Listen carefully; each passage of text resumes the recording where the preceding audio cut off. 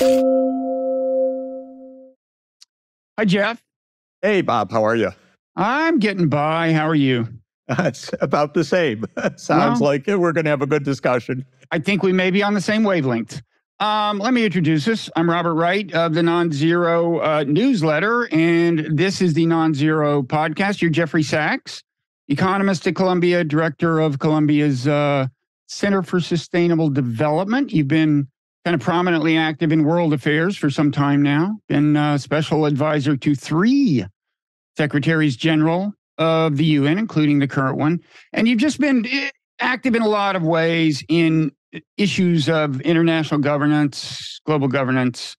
Now, the last time we talked, and maybe the only time we talked, was in 1989, I think. Oh, my God. Yes. Believe it or not, you were alive then, Jeff. I kind of remember those years. Well, I'm going to try to sharpen that memory. Let's go down memory lane. So I was acting editor of the New Republic. I was editing a piece of yours. In those days, more editorial collaboration was done by phone. And that was a time of kind of dawning hope. The Cold War was drawing to a close.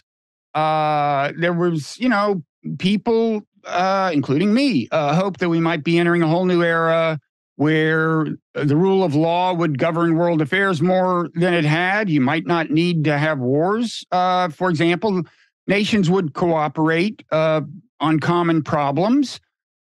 Some of that is, there is cooperation. It's not all bad. At the same time, I think at this moment, with us sinking into apparently a new Cold War and a very hot war going on with Russia and various other issues, I personally am disappointed. Do you share my sense that the world missed an opportunity?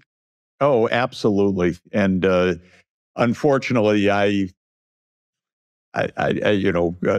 blame the United States government and leadership and political system for a lot of that.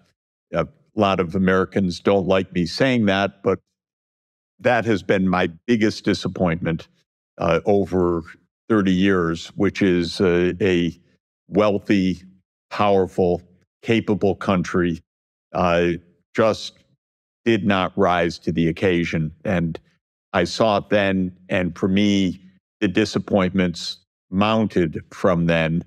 And I'm really unhappy about U.S. foreign policy now, but that has been a growing feeling over more than 30 years.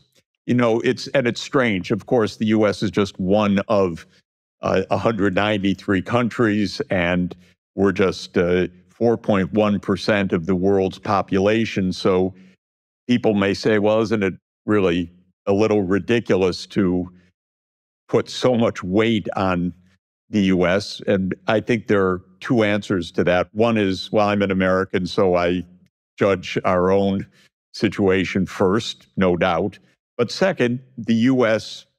believes itself to be, describes itself to be, and in some ways is a special country in the mix, in that it's very powerful, very rich, very influential. And it's in that particular sense that I think we should have just done a lot better than we've done. And why I feel down on the U.S. approach to the world and even regard it as very dangerous. Yeah, I think for people who weren't around then, it may be hard to imagine how much influence and power the U.S. had. And I've always thought that at that point we had great norm-shaping power.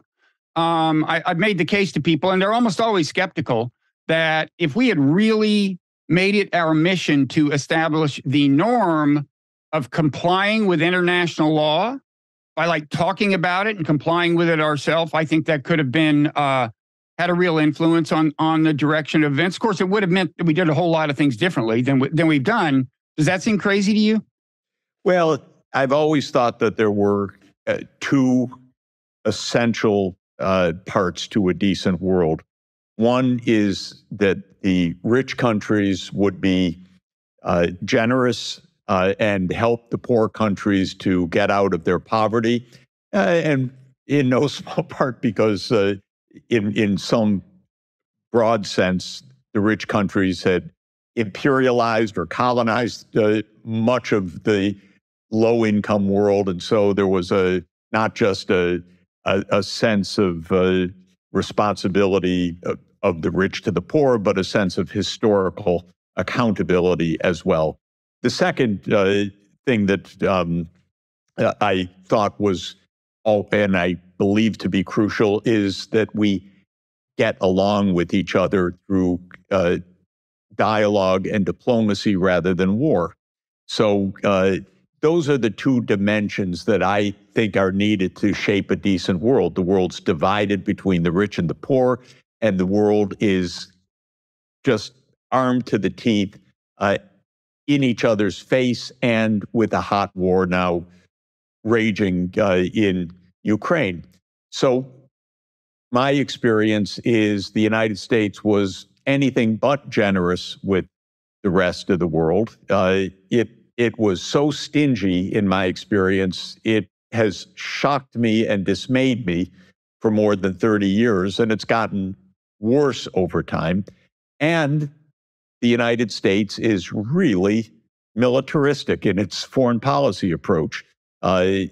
We talk about all those terrible things other countries do. Of course, Russia's top of list right now, but we seem not to be able to grapple with our own relentless militarism. I'm now 68. The U.S. has been at war virtually every year of my life, and most of it in wasteful wars of choice that were incredibly destructive and incredibly misguided.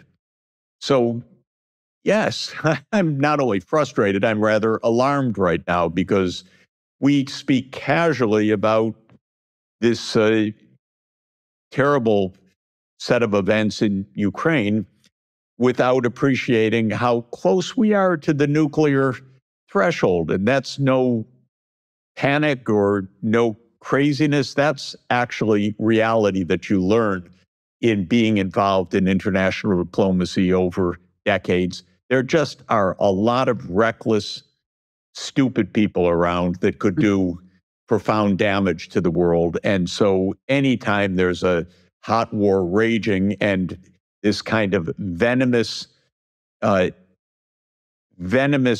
talk vis-a-vis Russia without any dialogue going on, it's very frightening. What would you say was the first kind of big mistake? I mean, if you just had to, when did you first think things were going awry in a fundamental way in terms of U.S. foreign policy? Oh, I know it. It was November 1991, and I remember the moment also, but because I was in a very unusual circumstance. I was the leading external advisor to the Solidarity Movement and to Poland's first post-communist government. I had more of a front row seat than you can even imagine because I was involved in the core issues of democratization, of the end of the Cold War, and of economic strategy. And I had an incredible experience. We don't have time to go into it at length, but for some time, I'd make a recommendation about what to do, and within hours, the U.S. government adopted it. I thought, gee, that's pretty cool. I created a stabilization fund for Poland in September 1989, typed out the proposal in the morning, and by the evening, the White House confirmed $1 billion to help stabilize the Polish currency. So I thought, gee, this is a role. The U.S. is being constructive. It's being forthcoming. The program that I recommended for Poland stabilized the country. It restored economic growth to a collapsed economy within 18 months, enabled Poland to have its best 30 years of growth in its history. and to join the European Union and so on. Okay, that was good. Then in 1990 and 91, the Soviet Union, President Gorbachev's economic team asked me for some advice based on what was happening in Poland. And I gave it, and I worked on a project to help provide financial backing to Gorbachev's reforms in the spring of 1991. And they were flatly rejected by the White House. And I thought, my God, this is stupid. Here you have the it's not even once in a generation, once in a century opportunity for peaceful transformation. And you tell Gorbachev, sorry, not a dime. Okay. Then when Gorbachev went home empty-handed from a G7 summit, he faced a putsch. He was kidnapped, in effect, and he spiraled down in power, and it was the end of the Soviet Union, in effect. Then came Yeltsin as president of Russia and what would soon be an independent Russia. And his economic team called me and said, please hurry to Moscow to the dacha to discuss economic strategy. And I did. And I saw that Russia was without foreign exchange reserves. It was facing a fulminant economic crisis. It was like having, a heart attack on the table, or you needed defibrillator or some absolutely urgent response.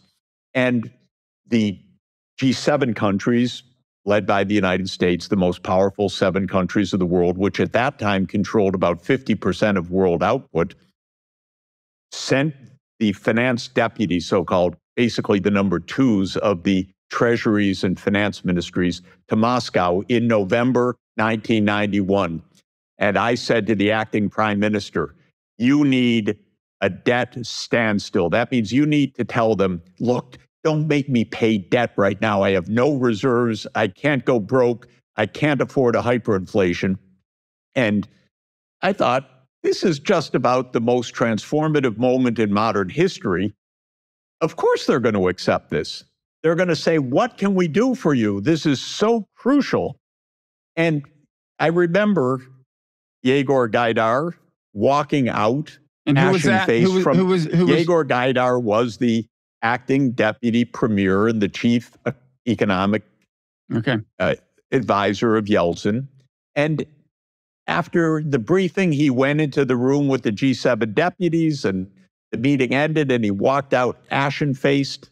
I said, what happened? He said, they rejected every proposal flat out. They said, you continue to pay every penny due, or we turn the food aid on the high seas around, and so forth. Okay, that's the moment, Bob. For me, Now, I could not believe what I heard, because I know a lot of history. I knew a lot of U.S. stupidity. I had lived through it. But I thought, this can't be right. So I spent basically the next 18 months doing anything I could try to do to mobilize some kind of positive response and support for a democratic, peaceful market reform in Russia. And Washington was absolutely without a response. And I had just gone through this with Poland with completely the opposite results. And I did not understand truly the geopolitics. Do you understand them now? Now, first of all, this was the first Bush administration still? This was the end of the Bush administration, and then the same thing happened in the first year of the Clinton administration. What was the source of resistance ideological? I mean, you wouldn't expect a ton of ideological continuity between the two. I mean, although, of course, the U.S. foreign policy establishment tends to be a more or less constant thing. But it is a deep thing. This is a truth. It's a deep thing. It's not dependent so much on who's president. In fact, you sometimes wonder if the presidents really have much role in it at all. But is this like fiscal conservatism? No, What is going on? No, what's going on is that the United States already decided now we're going to be the sole superpower of the world, and Russia is going to basically just have to be cut down to size. But we're certainly not going to take any heroic measures to, sustain Russia as a viable potential threat to us. And so Russia's an enemy still, or a threat. It's a competitor. Don't you think if you had asked the first George Bush, if you had asked Bill Clinton, they would have said, and I think meant it, we want to integrate Russia into the West. I mean, it was still the Soviet Union. Yes, that's for a while. correct. Then it became we want to integrate them into a U.S.-led system. Mm-hmm. That's it. But it seems to me to fail to appreciate the delicacy of the challenge actually entailed in integrating Russia into the West is really malpractice. Do you know what I mean? I mean, it's like, it was a big challenge. I mean, it's like this, you're taking a command economy, a formerly totalitarian system. You've got all these kind of, you might say, psychological issues. They're adjusting to suddenly not being considered one of the world's two superpowers. You would ideally like them to move in a democratic direction. I don't think that's truly a prerequisite for world peace, as some people do, but you like it. I mean, there's a lot going on there. It just seems to me hard to imagine that they didn't say, we need some like task forces. We need the world's greatest minds figuring out how we're going to accomplish this. They just thought it will happen naturally. And they didn't. They didn't, period. The idea started in 1992 under Bush 1 with Rumsfeld, Wolfowitz, Cheney, that this is now the time for the U.S. to lead the world, to be the global hegemon. That was the idea. For Clinton, the idea was, I don't know what. Presidents don't understand much anyway in the first year or two of their administrations, and Clinton was certainly like that. But they said no heroics. It's domestic politics anyway, no heroics.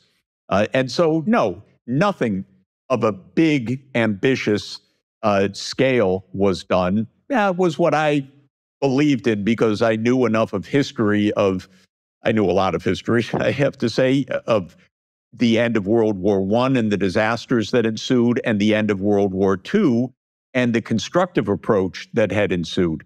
And I wanted this to be a constructive approach. But the U.S. already had decided in 1992, this is going to be a U.S.-led world. We're going to start expanding NATO. Russia is, going to be a bit player. We just have to make sure the nukes don't go off. But other than that, we don't have to pay too much attention. And of course, they had no conception of how China was going to rise during this period.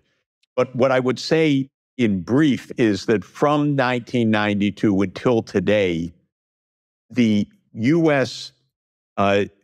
grand strategy has been to be the top dog with no rival.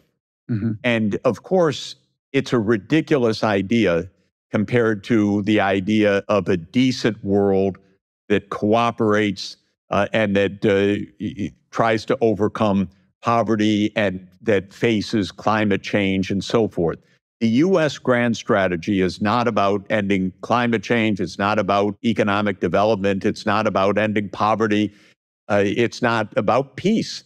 The U.S. grand strategy is that the United States needs to be the predominant country in the world, period. And we have two rivals in this vision.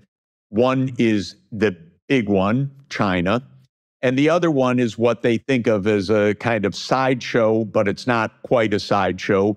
It's 11 time zones, and it's a country with 1,700 deployed nuclear weapons, and we're at war with it. That's Russia. And the U.S. view is, no, this is the U.S. world. And that is in both parties, in the Republican Party, it was the Cheney, Rumsfeld, Wolfowitz world. In the Democratic Party, it's been the Democratic Party neocons. By the way, Victoria Nuland, our Undersecretary of State, Blinken, Jake Sullivan, and Biden. They've been part of that all along. Are you saying they all deserve the label? This is a technical issue, neocon, or you're just saying that it's more or less the same foreign policy, whatever you call it? A little bit of both, but when I say it, people are shocked.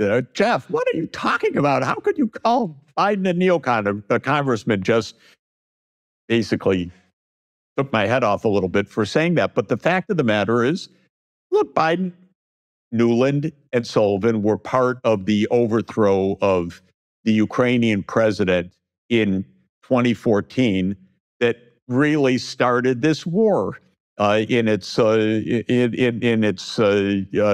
violent phase. So yes, they've been part of the idea that what's really at stake is a U.S.-led world. For me, it doesn't compute. What's really at stake, in my view, is a cooperative world operating under the UN Charter and taking steps to end poverty and fight climate change and other environmental disasters. But it's a very different view. Basically, most of Washington is organized around the U.S. must lead view. And it's out of date. It's anachronistic. It was wrong in 1992. It's wildly out of date today because it's no longer even based on a U.S. economic or technological predominance, given China's rise. So it gets more and more dangerous every day because it's completely out of sync with ground reality. Yeah. Well, your reference to the UN Charter is what I had in mind when I said there was hope of international law maybe actually being respected. I was thinking in particular the ban on transborder aggression and in the Charter. But on the issue of where the impetus for this foreign policy comes from, let me challenge you a little in the sense that, as you know, in the 90s, there were leading lights of the foreign policy establishment who said NATO expansion is a terrible idea. Yet Clinton did it. Now, one thing I've heard is that as the 96 election approached, he very much wanted to nail down some votes from people of Eastern European descent in the Midwest, whatever. I've heard, knowledgeable people say that. But that was a moment when there certainly wasn't consensus in the foreign policy establishment for NATO expansion, and yet it happened. I agree with you. It was a mistake.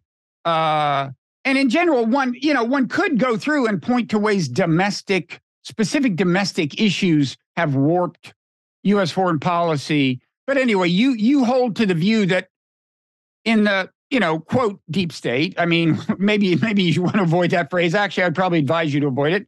But you know what I mean. You go ahead. Actually, it is a historian that I can't name because he hasn't come out with this yet, was telling me recently that in his archival work, he has uncovered documents already in 1992 with the list of countries to which NATO will expand, including Ukraine. 1992. And I'm trying to find right now, if I can, while we talk, an article by, oh yes, this is fascinating, an article by Brzezinski in 1997 in Foreign Affairs magazine. Let me just read a little bit of it quickly. Accordingly, NATO and EU enlargement should move forward in deliberate stages, assuming a sustained American and Western European commitment. Here is a speculative but realistic timetable. By 1999, the first 3 Central European members will have been admitted into NATO. By 2003, the EU is likely to have initiated accession talks with all 3 Baltic republics, and NATO will likewise have moved forward on their membership as well as that of Romania and Bulgaria, with their accession likely to be completed before 2005. Between 2005 and 2010, Ukraine, provided it has made significant domestic reforms and has been identified as Central European countries should also be ready for initial negotiations with the EU and NATO. Well, Bob, that's exactly the timetable. That's not a casual paragraph. Yeah. That is actually officialdom giving us a little bit behind the curtain of what the plans are. Now, that's Brzezinski in 97. He's no longer in power. No, he's no longer in power, but he's presenting at Foreign Affairs magazine, which is, the magazine for the New York Council on Foreign Relations people. And my point is this: this is really a long-term strategy. It's Clinton. Yeah, he went along with it, but it was presented to him, no doubt. It was, and by the way, Bill Perry, like you said, his defense secretary almost resigned over it. He thought it was horrible. George Kennan said this is the biggest mistake of our generation. But it's a deep plan, and it was set in motion, and it's still in motion to this day, even though it has led us to war. That's amazing. Not only has it led us to war, but while we're talking about it on your podcast, the New York Times won't talk about it. The Washington Post won't talk about it. The Wall Street Journal won't talk about it. MSNBC won't talk about it. Nobody will talk about it in the mainstream media. Yeah. Let me just quickly say, one thing I had heard is that during the Bush 1 administration, voices of reason like Brent Scowcroft actually beat back the neocons on the NATO expansion issue, but ultimately the neocons prevailed. There was some continuity of personnel and so on. Of course, Brzezinski, not a neocon really, but he has his own issues with Russia, God knows. You mentioned the media. Is it my It's interesting, just in terms of continuity, consider Victoria Nuland. She's our Undersecretary of State for Political Affairs. She was in the Cheney. Exactly. She was a Cheney National Security Advisor. Then she was the U.S. ambassador to NATO under Bush. Then she was the Assistant Secretary of State for European Affairs, and her call was intercepted as she planned the post-Yanukovych government because she was deeply involved in the overthrow of Yanukovych. Now she is Undersecretary of State, and she's married to the leading author, ideologue of liberal hegemony, as he calls it, Robert Kagan. So that's continuity, by the way. That is literal continuity of one person across both parties going back now almost 20 years. Quick 30-second anecdote. When the Obama administration brought her on, I was running a blog at the point called The Progressive Realist, and we ran an item saying, wait, what's going on? She's like a neocon. She was plotting with Cheney, and Obama is bringing her on board. We were pilloried across the foreign policy establishment, left, right. How dare you, question, like what? Just because she's married to Bob Kagan? Well, no, it was deeper than that. But the point is, everyone in the blob rallies round everyone else in the blob. And that's it. This is deep. This is really deep. And it's got a lot of continuity. And the continuity now is extremely dangerous because it's so anachronistic. We don't understand to this moment that we think we're leading the world parade, but 80% of the world saying, huh? What?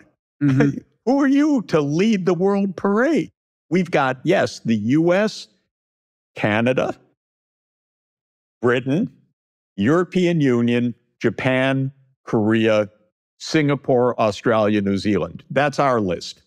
Okay, that's a list that is 15 to 20% of the world population. And the rest of the world, like President Lula, who was just in China, and the Saudis, and you name it, because they were just with China also, and China just brokered the peace between Saudi Arabia and Iran. The rest of India, the rest of the world saying, no, the U.S. isn't our leader, but we'd like to get along with you. And that's where we have this basic discontinuity right now, and we keep pushing NATO, and it just doesn't make sense. Now, Jeff, I know you've got a heart out, as they say in the business, like right now. So if you don't have time to answer this, just don't or give it a one-word answer. But is it my imagination, or you mentioned the media? Has the media actually gotten worse in some sense? I mean, it always Without had. question. Well, and how would you characterize that, and why? Without question. So what, and by the way, I will tell you, when Nord Stream was blown up, I had a chat with a longtime friend and actually a classmate of mine from Harvard from decades ago, who was a senior reporter in one of the most important newspapers. I said, you know what? I think the U.S. did it. And he said, of course the U.S. did it. Who else? And I said, maybe your paper could mention something like that. And just today said the Russians did it. He said, oh, come on, Jeff, come on. I said, are you kidding? Could we have a serious discussion of this?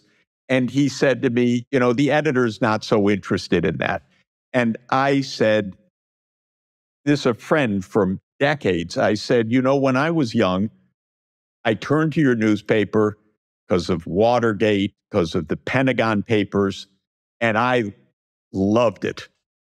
And he said to me, that paper is so dead and gone, Jeff, you have to understand that. And I cannot imagine, this is a really talented guy, lead columnist, lead journalist, I should say. And he's telling me the paper that I loved is dead and gone. If you ask me why, I really cannot figure it out, why a paper doesn't want to beat the government over the head when it tells ridiculous stories like Nord Stream was blown up by 6 people on a boat, like they tried for one day. Okay, come on. This was put out by serious media because it was almost a joke from the intelligence agency. Why these media are so in line with official narratives, I don't fully understand. I know all the theories, money, advertising, power, many other things. But the truth is, it's dreadful compared to what it was 40 years ago. Dreadful. And it's gotten a lot worse. Yeah, I think there are a few factors, but I do think the actual conception of a journalist's mission, what the journalist's conception of their mission is, has, in some cases, not all, but actually changed. When I was young, which is a long time ago, we knew the government lied nonstop. And the idea of journalism was pick out the lies. That was fun. And not fun only, crucial, like the Pentagon Papers in the Vietnam War, like Watergate. And now you don't get any sense of that, because if you're somewhat experienced, and also I'm lucky to have daily conversations with a lot of people who are in the know because of their responsibilities. So I know a lot of what goes on day to day. I don't see any will in the mainstream media to start from the basic proposition that, okay, politicians lie, that's their job, but our job is to tell the truth. That, to me, is a great division of labor. I'm not even expecting politicians to stop lying. I'm just expecting the media not just to parrot the lies. Yeah. No, it was, I'm glad to hear it's not just my imagination. Things actually are going to hell. Maybe I shouldn't be glad about that. But listen, I know you got to go, Jeff. Thanks so much. Is there a place people should go to see your stuff, or just Google your name? Yeah, jeffsachs.org is where I post all my articles and op-eds and so on, so they can find that there. And can we do this again before another 34 years? Let's shoot for 17. Okay, why don't we? No, I hope sooner. Much sooner. I'll bug you about it. Thanks, Jeff. Very good. All right, great to be with you. Thanks a lot. Take care. Bye-bye. So thanks, everybody, for listening to this conversation. If you liked it, I hope you'll hit the YouTube like button or give the Non-Zero Podcast a nice review at the Apple Podcast site or on the podcast app of your choice. And I hope you'll consider subscribing to the Non-Zero newsletter at Substack. The basic subscription is free, though you can become a paid subscriber if you want to get access to all the bonus content, or if you just think the work we're doing at Non-Zero is worth supporting.